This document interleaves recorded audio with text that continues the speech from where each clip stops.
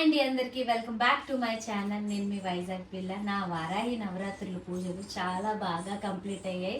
అసలు నాకైతే మాత్రం చాలా బాగా అనిపించింది ఈ రోజైతే మాత్రం. ఎందుకంటే ఉదయం నుంచి అసలు ఏం చేసుకోలేదు, అలా దీపం పెట్టేసి ఉండిపోయాను అనమాట.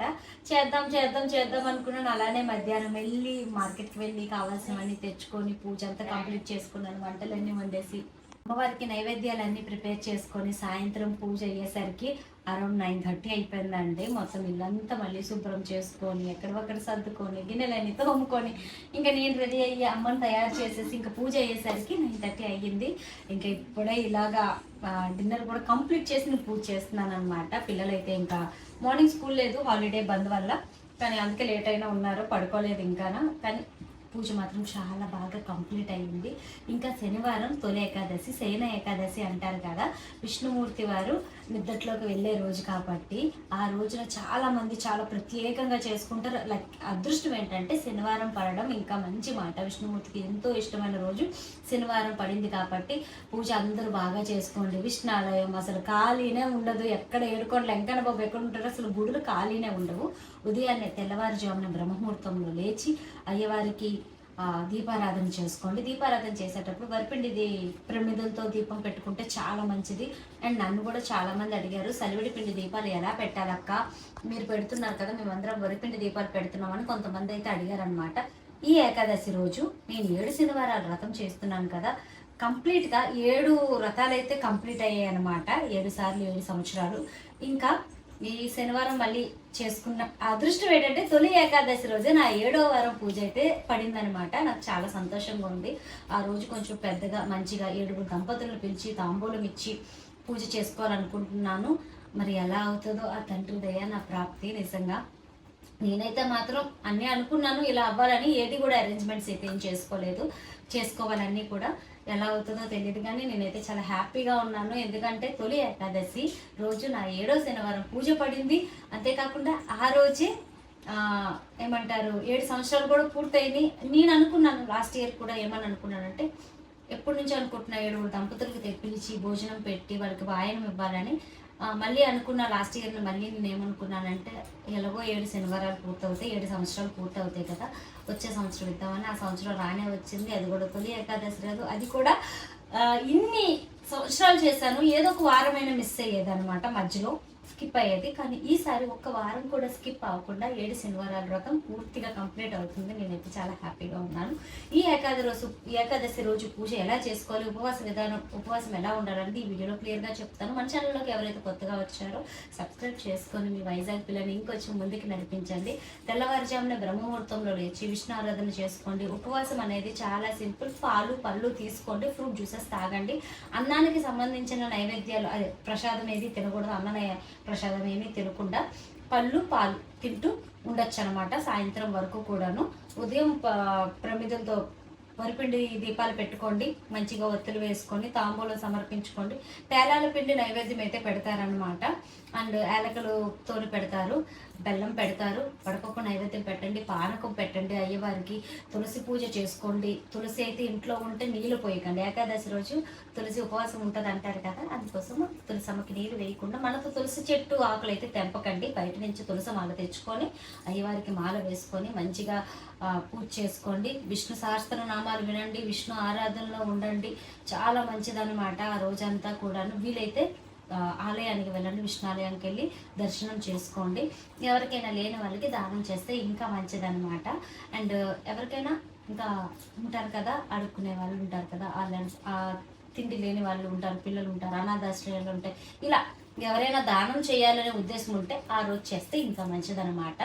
దేవుడికి దగ్గరగా ఉండడం ఉపవాసం. ఆ ఒక్కరోజు మాత్రం ఎటువంటి గాసిప్స్ పెట్టుకోకుండా విష్ణు ఆరాధనలో ఉంటూ ప్రశాంతంగా ఉండండి. అదే ఉపవాసంతో సమానం. దేవాలయానికి వెళ్ళి దర్శనం చేసుకోండి. అలా చేసుకుంటే చాలా మంచిదన్నమాట. ఇంతేనండి పూజ విధానం అంటే. ఇంకా స్పెషల్గా ఏముండదు. ద్వాదశి నాడు అంటే మరుసటి రోజు ఏకాదశి పూర్తయిన తర్వాత మరనాడు కంపల్సరీ ఎవరైతే ఉపవాసం ఉంటారో వాళ్ళు వెళ్ళి బ్రాహ్మణునికి స్వయం పాక దానం చేసుకుంటే చాలా మంచిదన్నమాట. అంటే ఒక బ్రాహ్మణునికి మన చేతితో భోజనం పెట్టినట్టు అనమాట. వీలైతే వస్త్రదానం చేయండి, లేదు అనుకుంటే స్వయం పాక దానం చేసుకోండి. స్వయం పాకం అంటే మీ అందరికీ తెలిసిందే కదా, తోటకూర, వంకాయ, కేజీన్నర బియ్యం పెడతాము, బెల్లం, పప్పు, ఇలా ఉప్పు అన్నీ కలిపేసి ఇస్తామన్నమాట.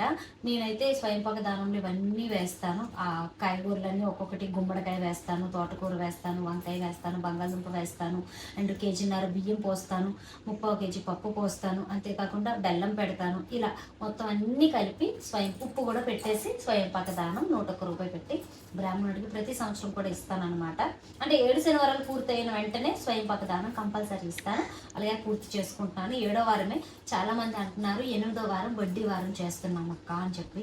వడ్డీ వారమే చేయండి. 7వ వారం పూజ చేయకండి. 7వ వారం పూజ పూర్తిగా చేయండి. అంటే నేనైతే 7వ వారం 7 రకాల పళ్ళు, అవి కూడా 7 పెట్టడం, 7 దీపాలు అన్నీ కూడా 7 రకాల వంటలు, 7 తాంబూలం ఇవ్వడం, ప్రతి ఒక్కటి కూడా నేను 7వ వారమే చేస్తాను. 8వ వారం వడ్డీ వారం. అంటే ఈ ముందు వారాలు ఎలా చేసుకుంటున్నారు, ఒక వారం వడ్డీ కింద ఇస్తారు కాబట్టి అది నార్మల్గా చేయండి. అంతేగాని ఆ 8వ వారాన్నే పెద్ద పూజ కింద చేయకండి. సప్త శనివారాలు అంటే 7 వారాల పూజ. 7వ వారమే పెద్ద పూజ చేసుకోండి. 8వ వారం వడ్డీ వారం కింద నార్మల్ పూజ చేసుకోండి. 7వ వారం అవ్వలేని వాళ్ళు 8వ వారం స్వయంపాక దానం ఇవ్వండి, పర్వాలేదు. 7గురికి భోజనం, ఎవరికైనా అన్నదానం బయట చేయాలనుకుంటే చేయండి. 7 అంతకన్నా ఎక్కువ చేస్తే చాలా మంచిది అనమాట. దానం అనేది ఎంత చేసినా మంచిదే, నేను అదే చెప్తాను. కానీ ఒకటి మాత్రం చెప్తున్నాను మీ అందరికీ, 7వ వారమే పెద్ద పూజ చేసుకోండి. 8వ వారం వద్దు. సప్త శనివారాలు అంటే చాలా మంది పండితులు కూడా ఇదే చెప్తున్నారు. సప్త శనివారాలు అంటే 7వ వారం పూజ అమ్మ, 7వ వారమే చేసుకోవాలని చెప్పేసి అలానే చేసుకోండి. గత 6 సంవత్సరాల కిందటి ప్రకారం కూడా నేను చేసుకొని వస్తున్నది 7వ వారమే పెద్ద పూజ చేసుకుంటున్నాను. అలాగే చేసుకుంటాను. రేపు కాదు, ఎల్లుండు. ఎలా అవుతుంది అనేది ఆ భగవంతుడి దయ, నా ప్రాప్తి. ఇప్పుడే చెప్తున్నాను కదా అందరికీ. అది కూడా తొలి ఏకాదశి రోజు రావడం నిజంగా నా అదృష్టం అనే చెప్తాను.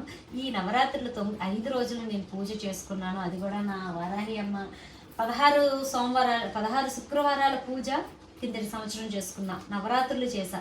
ఆ ముందు సంవత్సరం కూడా నవరాత్రులు చేశా. ఈ సంవత్సరం నవరాత్రులు 5 రోజులు చేశా. కానీ ఇవన్నీ కూడా ఎటువంటి మనసులో భయం అనేది లేదు నాకు. నా దుర్గమ్మ ఎలా, నా లక్ష్మమ్మ ఎలా ఉన్నారో నా ఇంట్లో, నా వారాహి అమ్మ కూడా అలానే ఉన్నారు.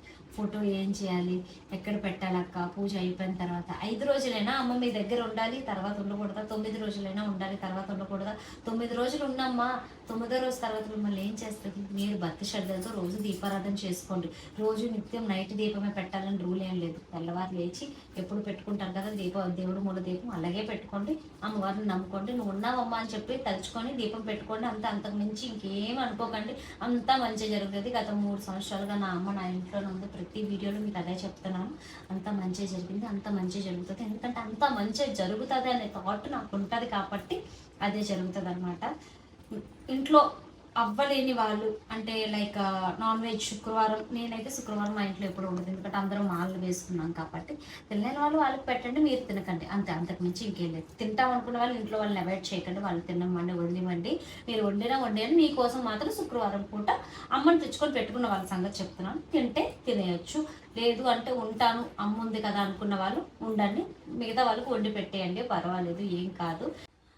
వాళ్ళు తినకపోయినా అంటే వాళ్ళు తిన్నా పర్వాలేదు, మీరు తినకుండా ఉంటే చాలు. లేదు మేము తినేస్తామంటే అది మన ఇష్టం అనమాట. అసలు కిచెన్ లెవెల్స్ని దేవుడి దాకా జత చేయొద్దని అంటారు. కానీ మన నియమాలు, మన పట్టింపులు మనకు ఉంటాయి కాబట్టి కొన్ని అయితే నేను నమ్ముతాను, నేనైతే పాటిస్తాను. నేనైతే ఇలానే ఉంటానని మాత్రమే నేను చెప్తాను. అందరిని అలా ఉండమని అయితే మాత్రం నేను చెప్పను. ఎవరికి నచ్చినట్టు వాళ్ళు ఉండండి. కాకపోతే దేవుడి దగ్గర మాత్రం, అమ్మవారి దగ్గర మాత్రం ఎటువంటి భయాలు ఏమి పెట్టుకోకుండా అమ్మవారిని మంచిగా ఇంట్లో పెట్టుకొని పూజ చేసుకోండి.